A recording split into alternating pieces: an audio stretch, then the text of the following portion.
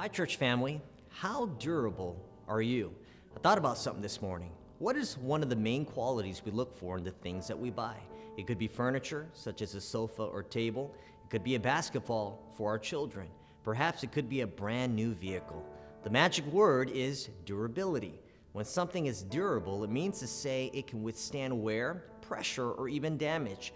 Durable furniture means that your sofa or table will last for many years to come, ensuring that you will not need to spend money replacing a cheaply built one.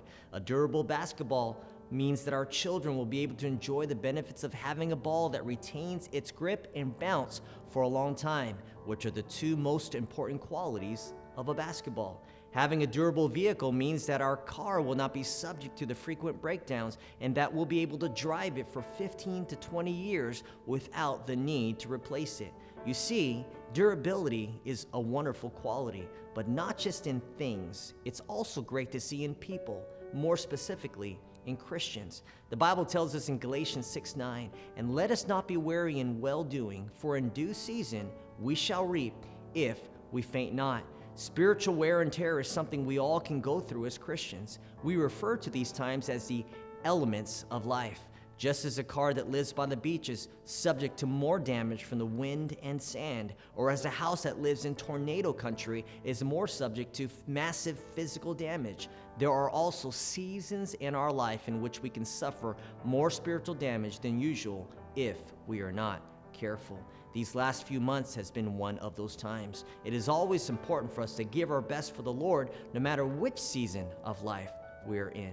The whole climate that has come with COVID-19 has caused much uncertainty, and it has challenged any spiritual momentum we had in our lives. They say the hardest part of dieting is actual starting it. But once you go several days consistently eating healthier food, our taste buds calibrate to the newfound flavors and we're good to go. However, the moment we allow ourselves to take a sip of that soda or take a munch into that Snicker bar, or worse yet, do a one-biter on that Krispy Kreme donut, it's over. The memories of an unhealthy diet come flooding back in most cases, and we'll regress back into that glutton lifestyle very quickly. Perhaps something similar has happened to us spiritually these past few months. For so many years, we made a good habit of coming to church faithfully. Maybe we gave ourselves to weekly ministry opportunities in our church and were highly invested to them.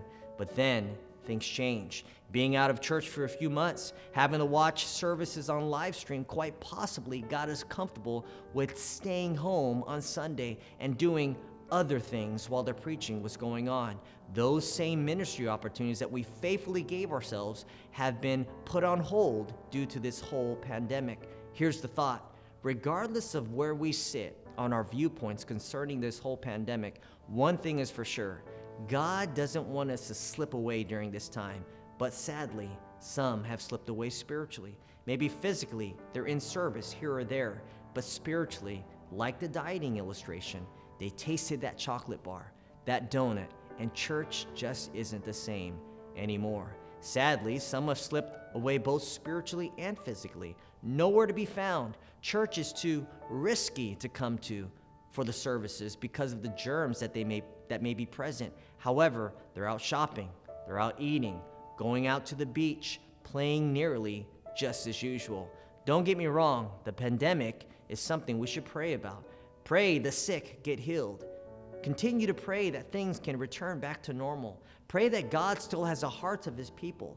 Pray that churches across the world do not die. We need more churches, not less. Pray that people are still getting saved. There hasn't been a pause in deaths now, but there has been a pause in soul winning. The question stands this morning: how durable are you? Have you been able to withstand the elements presented to us these past few months? Are you physically watching the services, yet spiritually slouching within? Or perhaps, by God's grace, you haven't lost a step. Or if you did, you determined to get that step back. God's purpose is still God's purpose.